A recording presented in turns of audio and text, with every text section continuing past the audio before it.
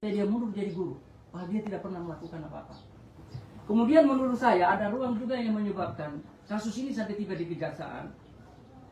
Jadi ada 2 saksi anak, saya nggak ngerti nanti kuasa hukum PGRI, karena ini sudah terlibat, kuasa hukum PGRI Pusat dan PGRI Konsel ini akan terlibat di kasus ini. Saya juga telepon sama ibu tadi. Saya tidak terlalu mengerti hukum, apakah misalnya anak saya itu bisa menjadi saksi. Tapi saya tadi cross check, ternyata anak-anak ini adalah anak tetangga dari Pak Polisi yang kerja orang tuanya sama Pak Polisi. Terus sudah diajak gimana. Tapi kan misinya kan kalau dia jadi saksi itu kan misinya harus disaksi oleh ini. Hanya katanya di kesaksian itu baku tabrak juga. Ibu Supriyatin satu dia bilang ada yang baju artinya saya curiga di sini ada permainan. Karena aneh. Masa siswa yang lain dia tahu kalau dia mau pukul di mana? Karena memang hari Rabu kejadian yang difitnahkan dia melakukan itu. Nah, kemudian hasil visum yang merah-merah itu benturan benda tajam. Memang diakui anak itu dia jatuh di sawah. Tapi isu kasusnya dialihkan seakan-akan guru ini kriminalisasi. Ada kesan kriminalisasi. Ada kesan pemerasan. Saya sedih. Ya, jadi saya terus terang, saya sekaligus Ketua PGRI Semarang dan Ketua Pusat PGRI Republik Indonesia mengutuk dengan keras. Dan saya berharap jangan ada yang coba main-main dengan peristiwa ini. Kembalikan sesuai dengan aturan hukumnya. Kalau memang guru saya salah, silakan.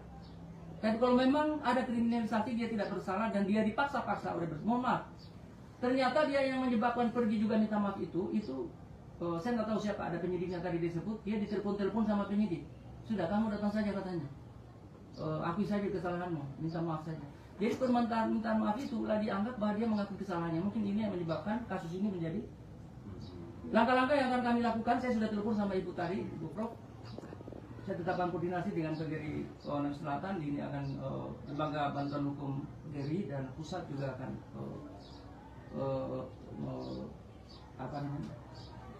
membackup peristiwa ini. Saya sekali lagi minta maaf pada teman-teman. Saya bukan tidak habis teman-teman. Di telepon saya tidak berani sebelum saya ketemu langsung. Saya lihat ada ketulusan Bapak Ibu. Terus terang saya juga tadi tanya juga wartawan tanya juga pihak pelapor begitu. Kita ditanya memang orang ini tidak melakukan apa-apa. Dia dikriminalisasi. Saya berharap kejadian ini jangan pernah terjadi. Saya tidak bisa bayangkan nasib negeri ini kalau guru yang berjasa, yang meneruskan risalah tugas kenabian, dia dikriminalisasi. Bagaimana dengan rakyat biasa? Dan ini kalau didiamkan menurut saya akan berbahaya. Bagaimana nasib negeri ini? Kalau sampai guru yang mengaruh biru Bapak Ibu, sang guru ini orang miskin, dia honorer, suaminya itu hanya jualan. Ya, kalau diminta 50 juta saya tidak mengerti. Ini bukan lagi saya fitnah orang, ini ada kepelatihan dan ada orang bersangkutan. Dia dimintai. Dia diminta untuk mundur.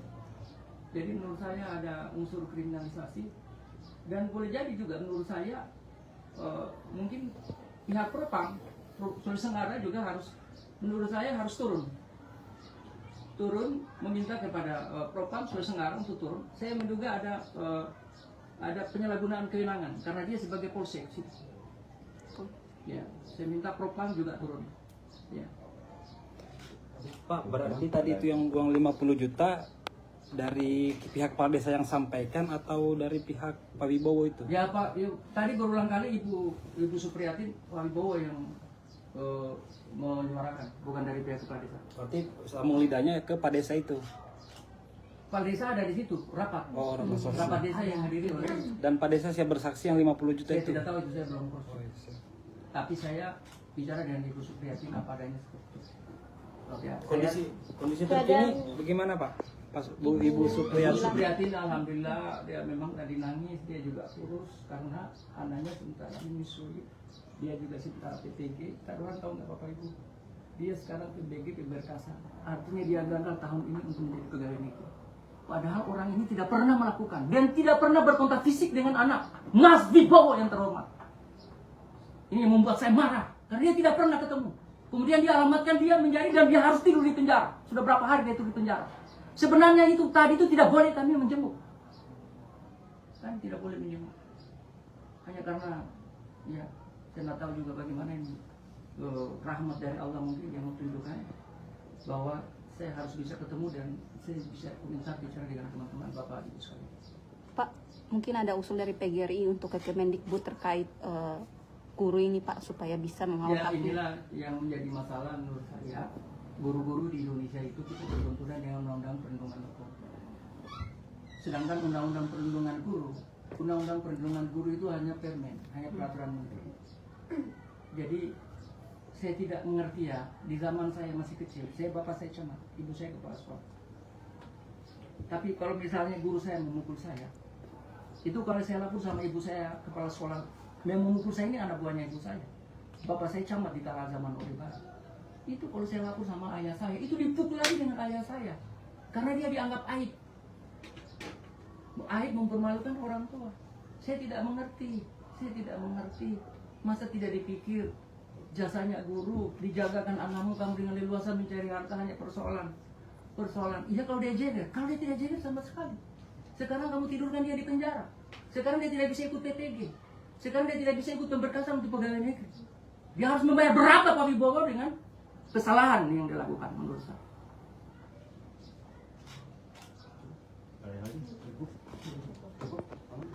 Supaya cerita santai ya. Sarang sengiri-ngiri nggak kalau kita yang mau pimpin demo kita. Sengiri-ngiri biasa kita yang pimpin demo.